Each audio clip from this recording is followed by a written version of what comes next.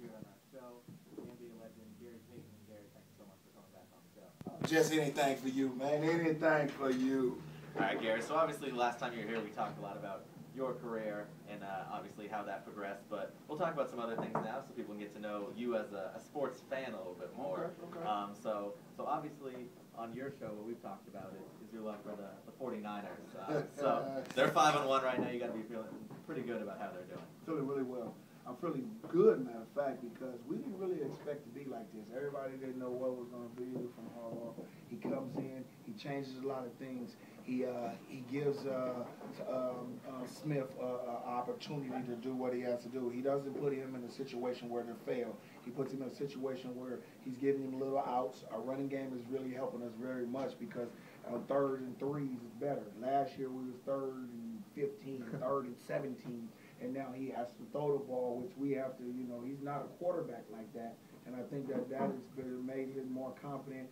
And Harbaugh was an NFL quarterback for many years, so he knows how to relate to him. Yeah, and you just mentioned Harbaugh, and the big story, however silly it was this week, was the handshake fiasco with Jim Harbaugh and Jim Schwartz, the Detroit Lions head coach. What were your thoughts on that when that played out? To me, I would have whooped on him. You know what I'm saying? I would have beat him up, but you got to understand, if you're going to do that, and you're a coach that he was on the sideline doing all that hooping and hollering over there. About Jim Schwartz. And then Harbaugh, after he gets a big win, after they go down the field and score with a minute and something to go, and then we get the football back and win, you got to be excited too. Yeah. He came over there and gave him a hard shake and slapped him on the back, but that doesn't care. You got to take it the same way that you can dish it out. If he would have won, he would have did the same thing. So just stop with all that craziness. You did it. You started it. If you can't walk the walk, don't do the talk. You know what I'm saying? So I think Harbaugh was great with it. I think he should have did that. I think he should have beat on him for a little bit after he ran after him. I think he should have whooped on him. So, but I'm going with my coaches. I'm on my coach's team. I'm on his side. All right. So quickly before we move off football. Niners this year, do you think they have a shot, Super Bowl contender, or what are your thoughts about the team? I'm not really going to say the Super Bowl contender. I think if we get in the playoffs, I think it's still a team out there in our division, NFC, who are called the Green Bay Packers. That's going to be pretty much of a challenge for us. I think this year we can go at least 12-4 or 13-3. We can make a statement, get into the playoffs. I think we can get past the first round, and then we'll fool around and then run into the NFC Championship with Green Bay, and hopefully something can happen. But I think Green Bay is still a better football team than us right now. Yeah, definitely. So move on now, and still going on, even after our last interview, when it was happening then, the NBA lockout, still dragging on. The two sides have been meeting in negotiations. They've been going for a long, long time, but still nothing done to this point. Do you think they'll get something done with the federal mediator now involved? And if not, do you think that we'll start to lose the games? We've already lost 2 weeks, but lose the Christmas Day game and all of that. That's what seems to be the threat from the NBA. So does this thing get done in the next couple of days? Well, I hope it does. And now that he's pushed that the meetings back with the owners, they're starting to be serious. They met for 8 hours or something a day. Yeah. So we hope that that can happen. If they go into November, I think it's going to be pushed back into January, because they're going to have a training camp. They're going to have some couple of games to get these guys out. They don't want guys to get hurt because they don't want to go to that 3 games thing where, you got to play 3 games in a row, then off, and then 2 games, that's 5 games in a week. So I don't think that's going to happen, but it's a good sign that they're meeting. The players are staying strong. The owners are staying strong, and we just got to see what happens. Now the mediator's in there and trying to work it out. That still doesn't mean anything. If you don't want to agree to something, then they're not going to agree to it. The mediator might be the one that's stopping from arguing and all that crap. But, I hope something happens because this will be bad for basketball if we don't have a Christmas game and all that stuff. Yeah, and in this lockout, we've seen criticism go both ways. And recently, Brian Gumbel, who was on HBO's Real Sports, called NBA Commissioner David Stern a plantation overseer. That's what he compared him to. And you were in the NBA for your entire career. David Stern was the commissioner, so obviously you can speak on this more than most people can. Mm-hmm. What did you think of those comments, and what was your relationship like with David Stern? It's a harsh comment by Brian, but David Stern is doing what he's supposed to do. That's his job. His job is to be the commissioner of basketball for the owners. That's why they hired him, and that's why he's been there since '84. To me, he's doing his job. Yeah. Billy Hunter is doing his job for the Players Association. He's sticking strong. Now he's got players that are starting to stick strong. When I went through the lockout in '99, we didn't stay too much strong. You know, we gave in to stuff. But now if you stay strong and both sides be that way, then do that. You know what I'm saying? And I think David Stern is just doing his job. You know, he's doing his job the best way he can. He wants to keep his job. If he give in, then the owners say that, they'll get rid of him. So we got to be strong enough as players to do the same thing and say, hey, we stand strong too until we get what we want to get. I think it's too harsh of we're going back to all this racism stuff again, plantation stuff. I don't believe in all that. I just believe in people doing their job and getting stuff done. Yeah, and as far as your relationship with David Stern, how was that when you were a player? It was great. I mean, you know, we really didn't. You know, people don't really talk to David Stern unless you win awards and stuff like that. And he does talk to you, you know, every now and then. But you know, that's not really his job. His job is to run a business. That's the NBA. But when we seen each other, he was very cordial at All-Star games and stuff like that. So it was fine with me and him. Yeah, it seems like, Gary, every time that we work together, there's questions about when is the team coming back to Seattle. We hear that all the time. And I'm not going to ask you that because we asked you that last time. Right. But if there ever were to be a team back in Seattle, I know that you would like to be in an executive position. Is that something that you would definitely pursue if a team were to come back to Seattle? Oh, yeah, most definitely. I would want to do something in the front office with them. Even try to get it into coaching them, you know, if that would happen. That would be one of the teams that I would do whatever it takes to get that team to rolling, because the fans down there deserve it and they need it. And in a heartbeat, I would move back. You know, that's a great city, and I would try to do whatever. But it would be executive to try to make that team be one of the top teams again, like when I was there.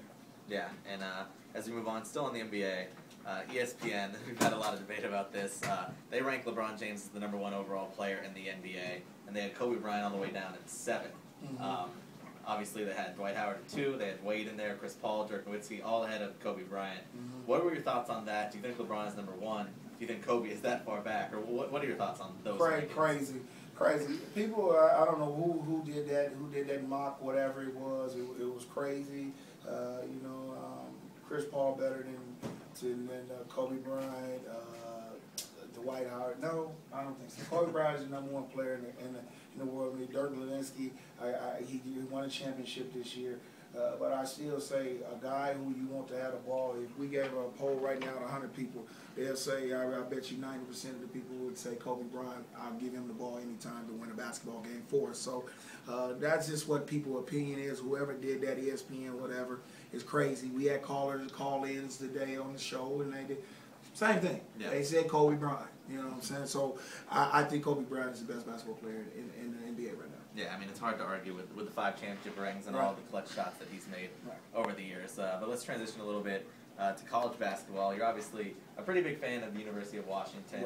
Right. Your boy Isaiah Thomas was there. Mm-hmm. He just left this year. But they have Sean Kemp's son coming in, and you, of course, played with Sean Kemp through a great deal of your career in Seattle. And I know that your son, you said he is thinking about going there whenever he's going to move on to college. So what would that be like for you if your son were to team up with Sean Kemp's son?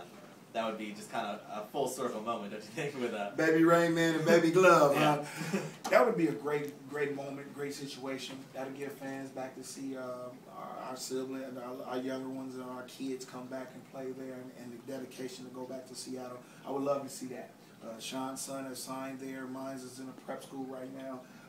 Lorenzo is recruiting him, and he wants to go there. So let him go ahead and pass his SAT test, and hopefully they'll offer him a scholarship, and he'll go there. And that'll be just something great. Then that'll make it really even better for me to go back to Seattle a lot and get back in the community. Probably get a place back out there so I can stay and see him play a little bit more, and you know, just have a great time back out in Seattle. Yeah. What has that like been for you as a dad? We know that sons of star athletes, there's a lot more pressure on them. You know, we saw Michael Jordan's sons in college, and they, of course, had a ton of pressure on them to succeed. How have you handled that, and how have you told your son to handle that? Of course, because he's always going to be compared to you because he's your son. Well, you know what, Jess, what I did to make it comfortable for him, I stayed out of his basketball life. I gave him somebody to mentor to work out with and do that with them so that he wouldn't have to hear from me and say, well, the pressure's on my dad. I'm named after my dad. It's bad enough he's named after me. He's a junior. Yeah. So it's a little bit bad for that. But I stayed out of his basketball career, you know, and I just go and watch him play. I don't give too much pressure on him. I give him advice, you know what I'm saying. I will be more involved with his decision to go to a school. You know, if it's a school that I don't like, I will make a decision on that. But I've been trying to give him just leeway to do what he wants to so he can feel comfortable about himself. Because it is hard to be after a famous father, you know, especially the things I've done in the NBA and the things I did in college. So he has to just be himself, and then that's what I want him to be. Yeah, and Gary, sticking on college basketball, you're wearing the shirt of my alma mater there, LMU. And I know that you've been around the program a lot. You're good friends with head coach Max Good. Right. So for LMU, they had a disappointing season last year, but still have a lot of talent, a lot of the same players. What do you expect to see from them this year? Well, I expect to see a lot. My buddy is Chris Farr, the assistant coach too. So they're doing. You know, I think they have a lot. They got a nice little point guard that's there. The big guy, he just got hurt. The guard. Point guard Anthony Ireland. They got Drew Viney. What's the guard? The shooter.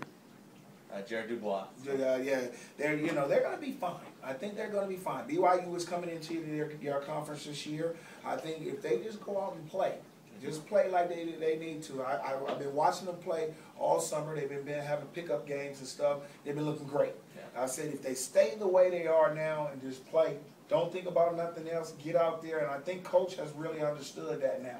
He's understanding that I got to let him go. Yeah. I can't put a leash on him no more. He's got to let him go. He's got to let him play basketball, and I think they're going to be okay. I'm going to be at a lot of the games and trying to, help them out a little bit and talk to them.